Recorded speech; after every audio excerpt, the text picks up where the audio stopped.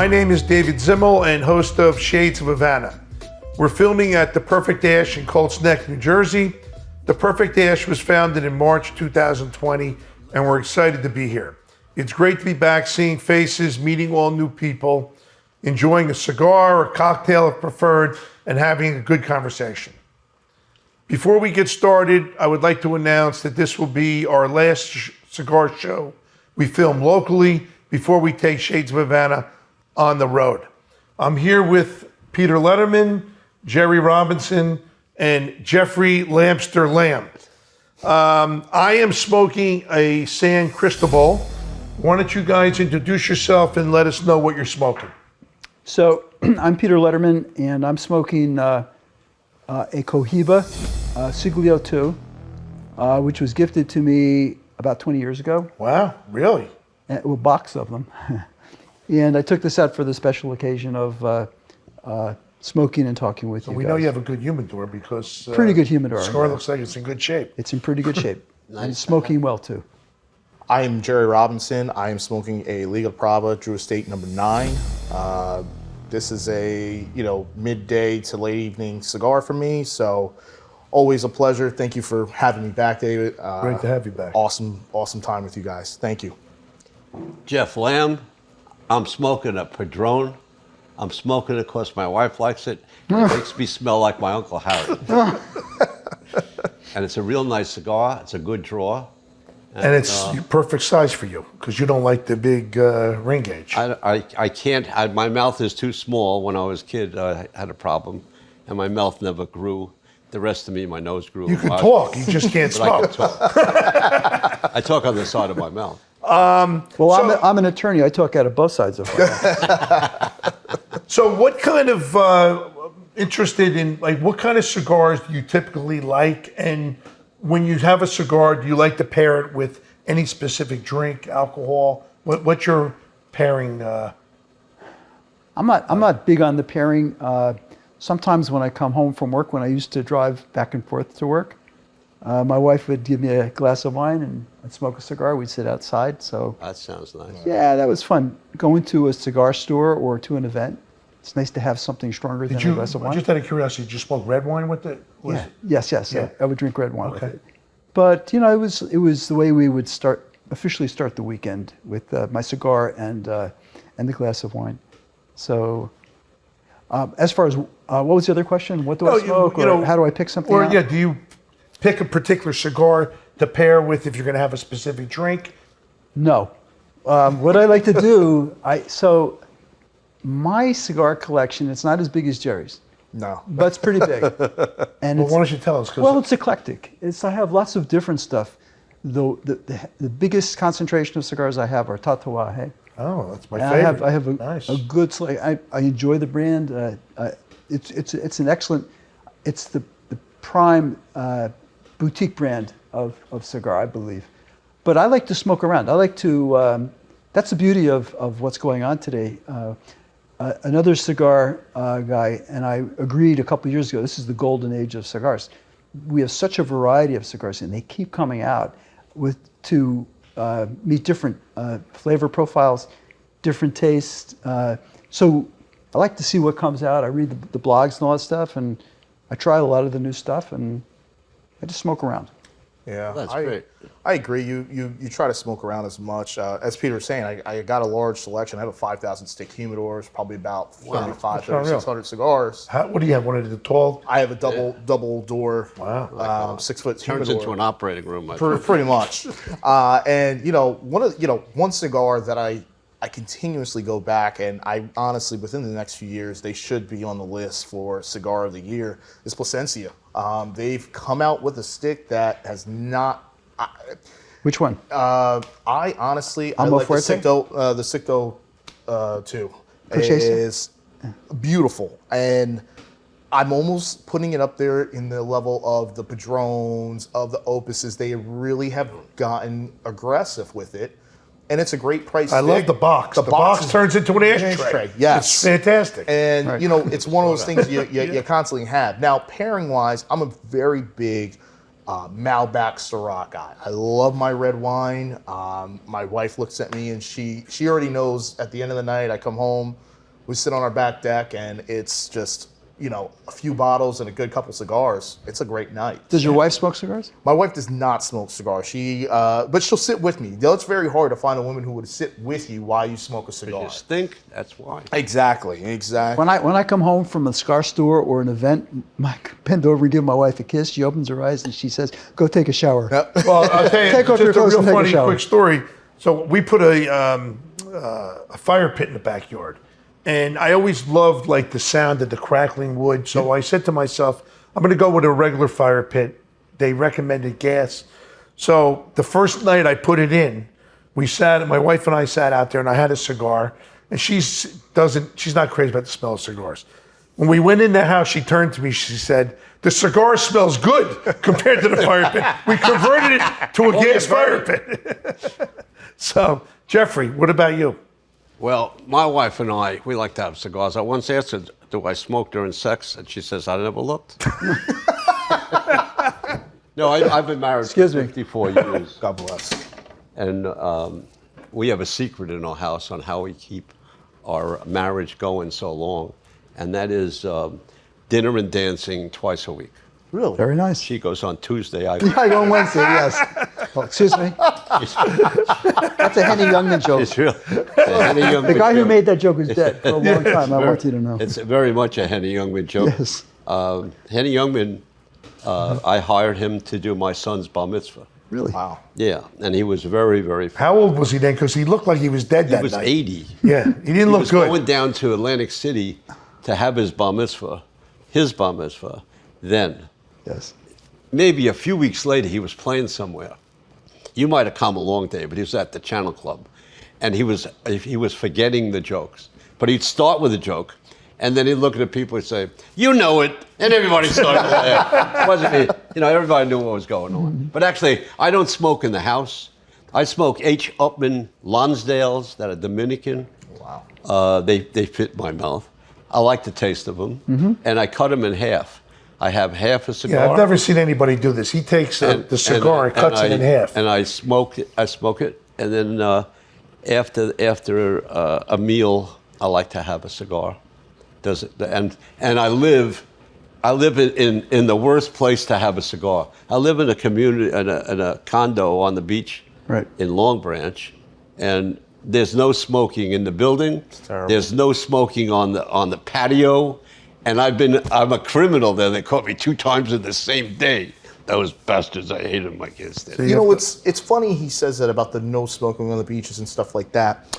I took the boat out yesterday, or the day before, and we went down to Manasquan, and they had a no smoking sign, but it wasn't for cigarettes, it was for cigars. And I walked in, I said, just for cigars. I said to the bartender, I said, I feel attacked. I says, because that's all I smoke. And I says, well, am I allowed to smoke a cigarette? They go, yeah, you can smoke a cigarette, but you can't smoke a cigar. I think it's been communism. But it's been common though. It's funny because I belong to El Baron Beach Club. Jeff's also a member there, and all they allow cigar smoking, but you got to be smart about it. We go down to the ocean, where the wind's blowing a certain way, and you really don't bother anybody. But I can understand some people being annoyed with the smoke if you're in the on a crowded beach. You just got to be smart about it. But that's really weird that they allow cigarette smoking and not cigar smoking. So I don't like smoking on the beach at all. You don't like really? No, I lose the aroma. The wind's blowing and it gets blown all over the place. Like looking at the ocean and having a No, that's a wonderful there's something thing. good about sucking I like and looking at in a the car jellyfish also. and the water. Sometimes really when nice. I You smoke in a car? with the top or the windows of my car, yes, not my wife's car, no.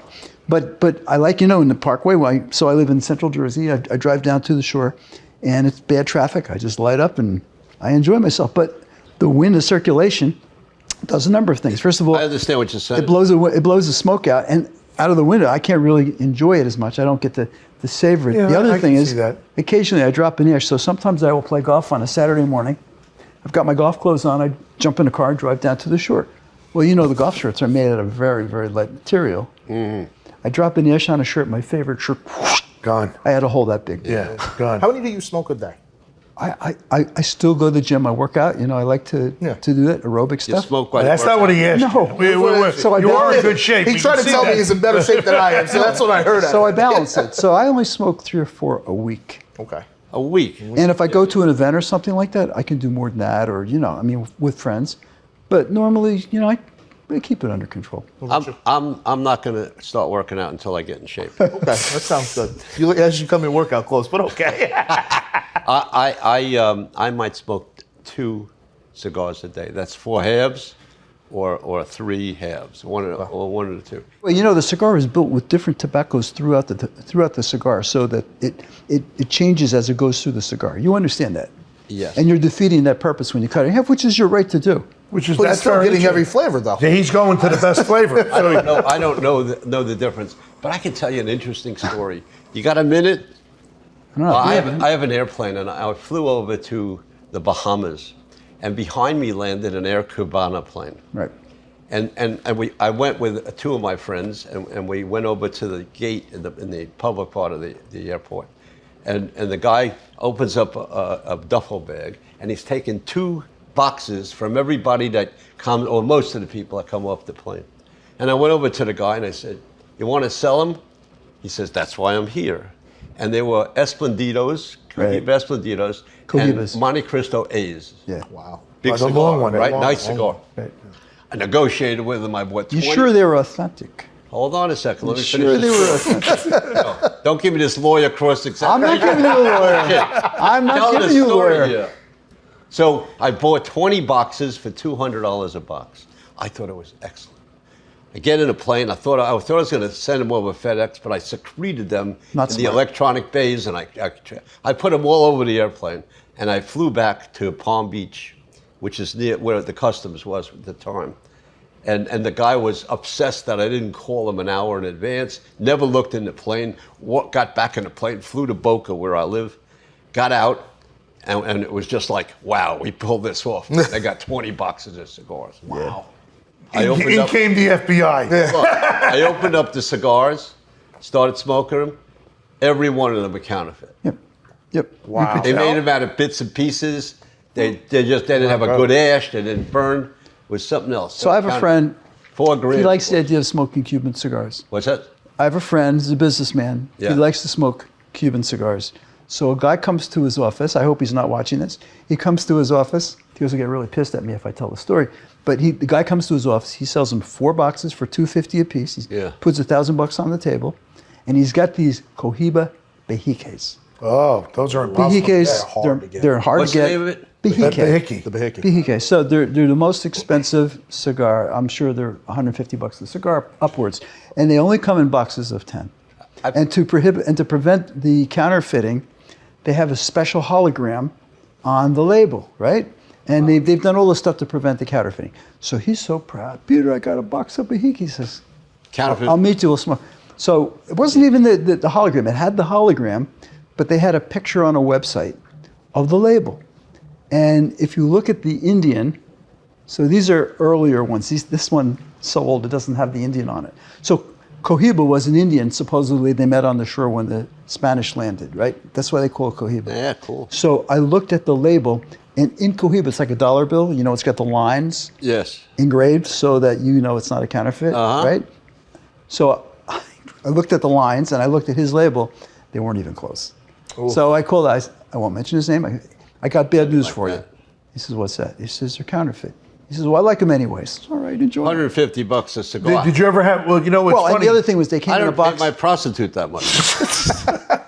You buy cigars from your prostitute? Wow, she's She's a hell of a prostitute, huh? She's a smoking Fuck her. prostitute, huh? So, do you guys go to any cigar events? I used I know, to, Peter, you had mentioned to me that I do events. That you do events. So, you know, But I go to events too. Like, where are some of the events that you go? Well, the last event I went to was last Thursday. It was sponsored by the New Jersey State Police Fraternal Association. Cigars. Cigars and whiskey. They were selling counterfeit cigars. They were not selling cigars. But that was fun. But I put on events, so I will get a vendor like Tatuaje. I'll get Big Mo and my local merchant, and we'll pick out some cigars and get a bunch of guys at my club. We'll have dinner. We'll smoke. Mo will talk about the cigars. We were having such a good time Now, last what time. does he charge? Do they charge? No, it's just the cost of the cigars. You just pay for the cigars. Yeah, and they were my guys' fare. So, but they were the new tatuajes, stuff that was just coming out. And so it's just an opportunity to get together with some guys. I've always wanted to go to one of those Cigar Aficionado. They have those. I've been to them. Don't go. Don't go. Don't go. It's you're better with going with the rep and either having the owner of the company come in. Last Thursday, speaking of, I was down in Charleston. I live down in Charleston, and we had Carlito Fuente. He is showing up. He's the man. He is the man. We had it at this place called Edmondson Oats, beautiful restaurant down in Charleston. And every course had an Opus X. Yeah. Wow. Every different Opus X you can think of, they had one. The last one for dessert was the 25th anniversary Green Label Opus X. Impossible. You're pretty much there, a handout at an event. You just can't go out and order unless somebody found something in a storage bin somewhere. And those events are worth it, right? The dinner, because when you're going and you're buying, I don't want to ask what you paid for that. For that event? I'm not going to ask you. No, it was a decent price. It was, I would think so. You were able to find a restaurant that allowed smoking? we actually found the restaurant that allowed smoking. There are some in New Jersey. There are some in New Jersey? There certainly are. Wow, that's a rarity here. It's a good restaurant too, a good Italian restaurant. It's one of those things where we. Hold on. Go ahead. You can sit smoke down. in the restaurant, You order your meal, the food is excellent. and there's Isn't other it people illegal? there. Yeah, it's a restaurant. Isn't it illegal? Yes, it's grandfathered. It was in existence Wow. before How do you like Before that? the ban? Yes. Go ahead, I Jerry, would I'm never sorry, go to a restaurant like that. Stinks that's- there. No, good We'll ventilation. It was find good. that out. Yeah, we later. got to find out where that restaurant is.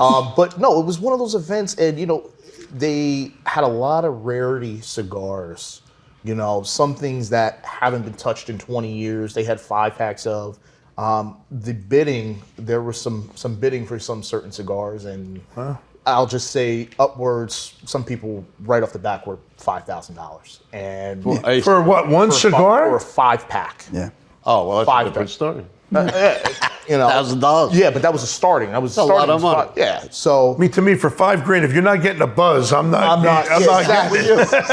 But one of the interesting things was, you get a lot of these guys who come to these events, and I don't know if you've experienced. They want to go and want to buy your cigar that you have just gotten, and it's like I had a guy literally come up to me and he goes, "I'll pay $600 for that single cigar, that 25th anniversary," and I said, "You done lost your mind." I says, why would I go and sell you a cigar that I got that I want to keep, that I know the rarity of it, but you got the same cigar. Everybody got the same cigar. There was enough cigars, everybody at this event. There wasn't a lot of people. It was, hey, you got one cigar of every, opus that they had out that night. That was one of the wildest questions of going to some of these events where you get some guys who are too greedy, I like to say. Yeah.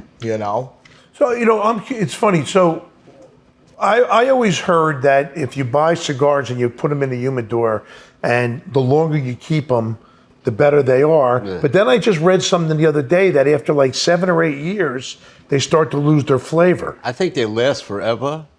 I mean, I know that when they cleaned out the Davidoff humidor in the city, there were cigars that JFK had in there and so on and so forth. And if you keep them in the right humidity, it stays. Oh, wow. So, yes and no, in my opinion. Okay. So, first of all, in my opinion, it's not my opinion, some other people agree with me, cigars are fungible, right? It's just it's something that grows. So it's like wine. So I have a really good friend, and we had a special occasion. He had a case of one of the great French Bordeaux, Chateau Latour or something like that. Famous, and it was about 25 years old. And he would take out a bottle for something special. So he brings the bottle over to our house. You know what's going to happen. He opens up the bottle. You couldn't drink it. Yeah, oh, I've seen that. Well, I've had that happen. He wasn't to me, turning his actually. wine though. Also, he wasn't. You constantly got to. You never know. So you got to hit the sweet spot. Some cigars are great when they're fresh. Other cigars, you got to let them sit for a little while. The big knock on the Cuban cigars now is they're pushing them out without aging them. Right. So you got to age them yourself. My oldest cigars are hit and miss. You never know. It could be a stinker. It could be a. Well, that's even like if you go to an event and they're doing hand rolling, I always question if you're going to smoke one of those cigars. I always was under the impression that you had to let it sit for. I would let mine sit. But it's a different cigar. I've been to places where they rolled them, Cubans in Grey Rocks in Nassau, and this guy Laura. Great Cliff. What? Yeah, Great Cliff. Cliff. Yeah, right. And this guy Laura was a Cuban famous cigar guy, and he rolled them, and people were smoking them. Where I live, the humidity is kind of high in Florida most of the time. Mm-hmm. I don't have a humidor. I just keep them in my garage, and they stay humid. Well, you keep them in the plastic Yeah, but- Tupperware. a Tupperware. Tupperware. It's Yeah, not Tupperware. humidity. Yeah, but it's got to be between 68 and 72%. If it's too low, they get too dry. If it's too high, you can't smoke it. I lit a cigar up over the weekend, and it was too humid. Well, And so it's soft. So yeah, I it mean, was I soft. couldn't draw it. Yeah, it's spongy. Yeah. So what some people do is they have an old cigar box, and they'll put the cigar before they smoke it in the box. So it's cedar. The cedar absorbs the moisture. It's called dry boxing. Yeah. And they let it draw the moisture. Now, supposedly when you smoke it should be 64%, 60. But you should control it. You'll enjoy it much I more. guess I have no taste. Do you leave your cigars, and then when you get a cigar and it's in cellophane, do you leave it in the cellophane or do you take it out and put it in? You can do either way. Cello it breathes, so it can go in and out, but also it prevents the cigar from being damaged. That's the, Yeah, the right. basic purpose of it. All right, so we're here at Perfect Ash in Colts Neck with Peter Lederman, Jerry Robinson, and Jeff Lamm. We're going to take a short break, and we will be right back. Hi, I'm Rich DeBlaze, owner of the Perfect Ash. What we do here is we supply our humidor with premium cigars as well as boutique cigars. What we pride ourselves on is making the customer happy. We want our customers to enjoy the experience of being here and being in the lounge. And that's what a lounge is all about. That's why you should come. Enjoy yourself and relax with friends and family. What are you smoking? The Perfect Ash. In this new day and age of online meetings and presentations, you need the best team at the ready. Whether broadcasting your Zoom meetings to Facebook Live or live streaming a fundraiser event, Surreal Streaming Services, with over 10 years of experience, can add confidence to your next live stream event. Call or text 646-498-8888 or visit sur-real.com.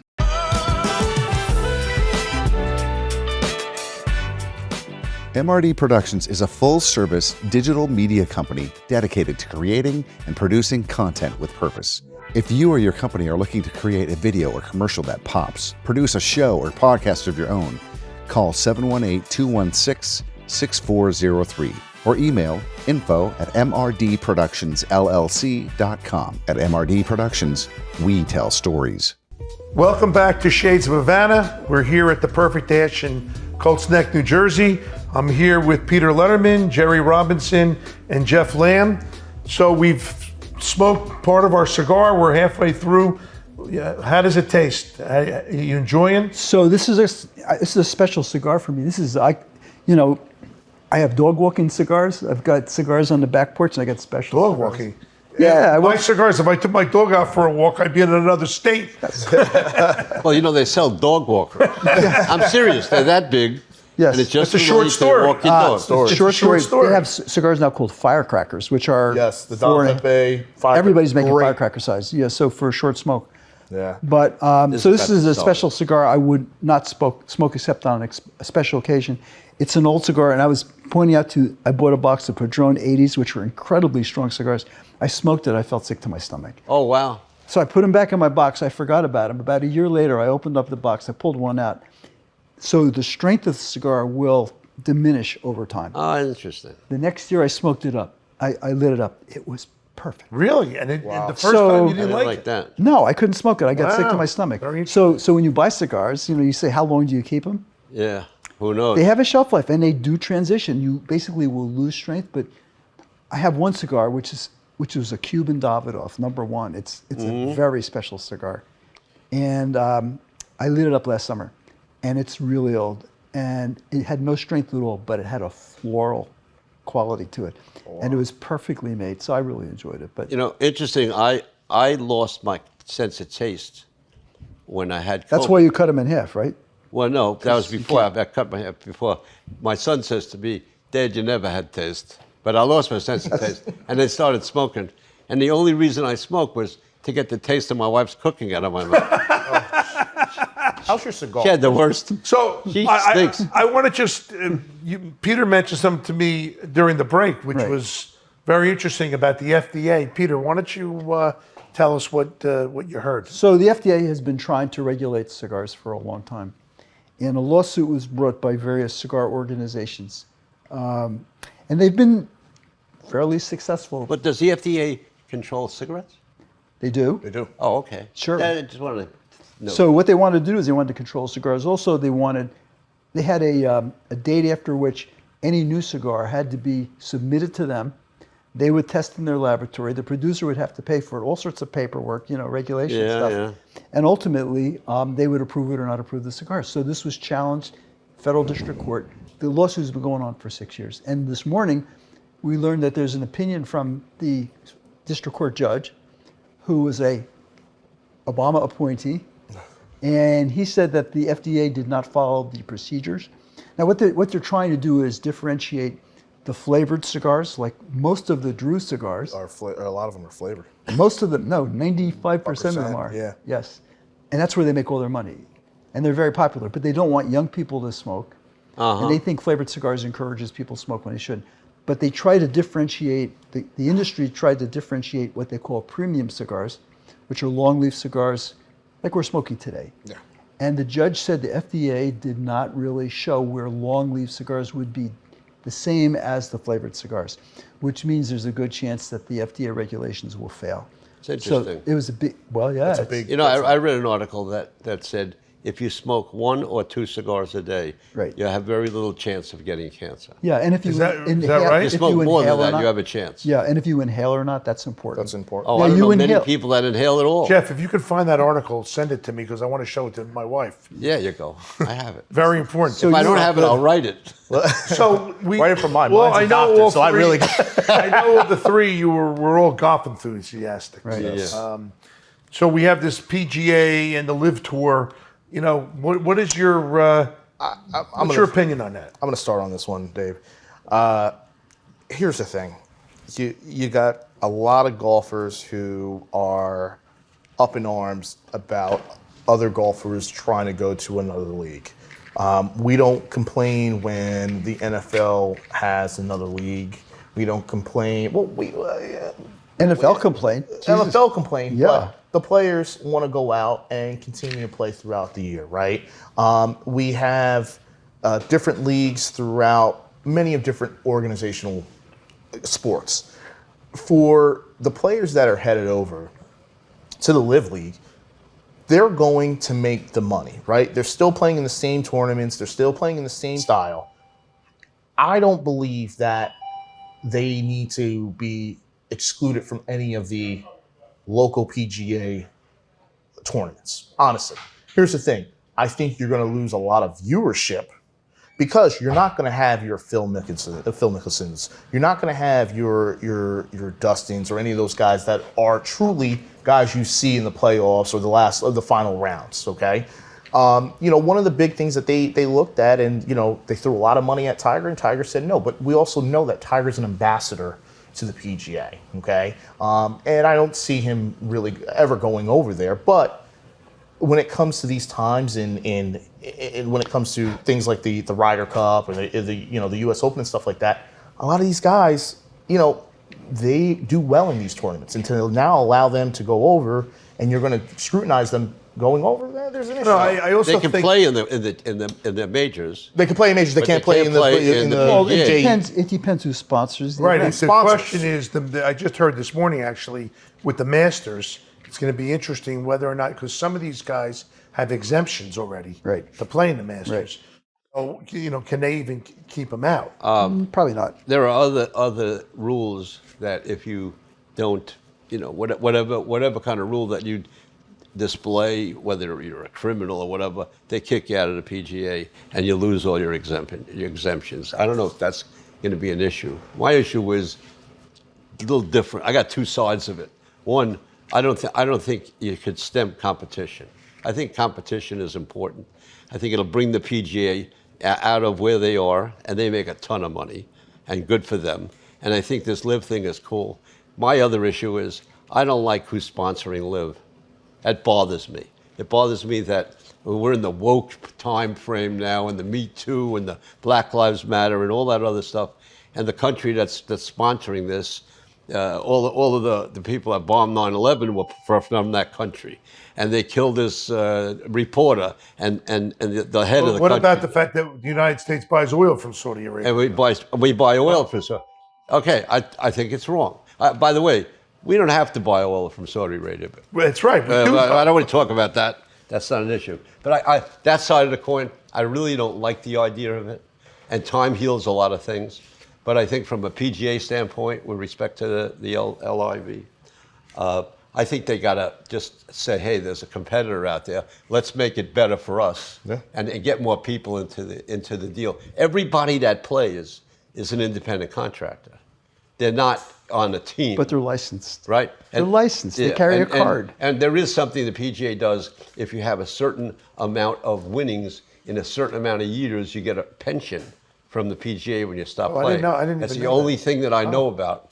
But I don't know anything else they give the players except notoriety if you win, and not notoriety. Well, the funny thing though is some of these guys that are going over there are guys that are in their like 30s, like Dustin Johnson. 40s and 50s. 40s and 50s. You know, Ricky Fowler, who, I mean, I love Ricky, but he's having a tough time winning in the U.S.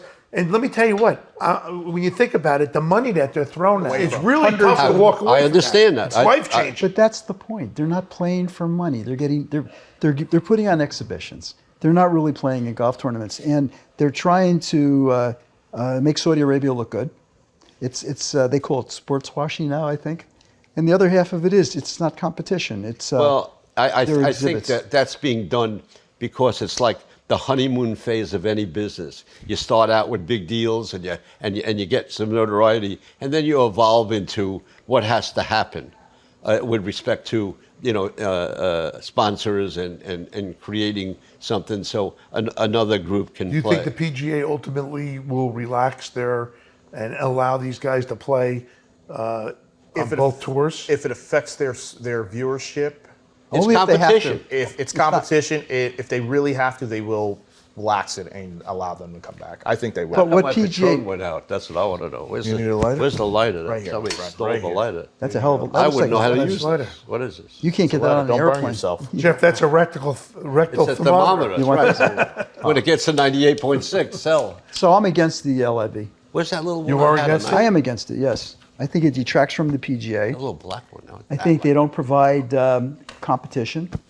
I think it's more of an exhibition than it is a golf tournament. And there's no structure to it. So there's a structure for young players to play up and to get on the tour and to play in certain events. And there's the FedEx Cup. And what they're really trying to do is just destroy the PGA system. And I think it's worked well. It's worked well for golfers. It's worked well for consumers. It's worked well for sponsors. It's worked well for the clubs that put on the events. And I'm in favor of competition. I used to be an AFL guy. I don't have a problem with that. One thing that's happening I'm a Jets is already fan, so- like with the U.S. Open, the purse was like $3.2 I'm gonna million. let you go. They're going to start raising their purses. Yeah. Which is one Which of the is things fine, that's but they're not happen. going to give anybody $150 million. No, that's not going to happen. Well, so Let me what's give that you a all little about? insight to the PGA. When I played in a lot of pro-ams, the Bob Hope and the Las Vegas Invitational and so on, and in the Bob Hope, they have 120 amateurs, so they need pros, and they get pros that with Murray from Louisiana comes there and sleeps in his trailer, so he can play in this particular deal. Right. That's one set of circumstances. Another set is the second level. They call it the Corn Ferry Tour now. Ferry, It used yep. to be everybody else, the Wilson Tour or whatever. I played in that one in Ohio once, and the guys were taking bags of food from the buffet because they weren't making enough money to compete. Now, there's something that says that the PGA in some way or another should have a minimum, if these guys are dedicating their time and their life to get That might involved, change now. And it might change. So wait, let me ask you a question. Do you like baseball? Love baseball. I love baseball. I love the last game of the World Series. Do you know what happened when Max Scherzer played his last game for the Rumble Ponies? Now, what's this? I don't understand. It was the minor league team. He went down for his last rehab assignment before he pitched last night. We paid for. Yeah, he put a spread out for everybody with steaks and lobsters and the whole thing. Yeah, that's nice. These guys don't make any money. Yeah, they make nothing. They travel on ridiculous. buses. crazy. But it's the love of the sport, Right. and the ambition, the desire to someday be Max Scherzer. So they got to work up to it. They just don't throw money at the people and say, here's you're going to play in the minor leagues. Here's a contract for $150,000 a year. Let me ask you this: It doesn't work that way. You're And nobody paid me that when I started my business either. Well, all of it. Let's go jump a little higher than that. We have a country that has a problem, and we issue trillions of dollars for free to give people out as a business because we want to not have people in poverty. The PGA is loaded with cash, and they could, in some way or another, if you qualify, you get some sort of a minimum amount of money to be there. If you don't qualify again and again, you don't get any money. Is LIV doing that? What? Are they providing financing for struggling young golfers? They're throwing money at people They're to providing show up. something for everybody. All right, guys, great conversation. We're here at the Perfect Dash in Colts Neck. I really want to thank you guys. It's been a very lively conversation. Peter, Jerry, and Jeff, thanks very much. Thank you. For joining us. It's always nice. And all I want to know is, what are you smoking? Shades of Havana with your host David Zimmel, along with our guests Peter Lederman, Jerry Robinson, and Jeffrey Lamm. Directed by Rod Weber. Created by Michael R. Doyle and Rod Weber. Producers David Zimmel and Erwin Sternberg. Executive producers Michael R. Doyle and Sean M. Sternberg. Co-producers Steve Zimke and John P. Doyle. Camera and sound Mark Manassi and Sean Duenas. Editor Steve Zimke. And special thanks to Rich DeBlaze for hosting us at The Perfect Dash in Colts Neck, New Jersey. Shades of Havana was brought to you by Surreal, sir-real.com for all your streaming service solutions, or call 646-498-8888. Our sponsors' websites and phone numbers are also provided in the show notes. When you visit our sponsors, you're helping them and helping our show. And if you enjoy Shades of Havana, we hope you tell your friends and give us a great rating wherever you get your podcasts. All opinions expressed by the Shades of Havana participants are solely their own opinions and do not reflect the opinions of Shades of Havana, Inc., a subsidiary of MRD Productions, LLC. Shades of Havana is an MRD production.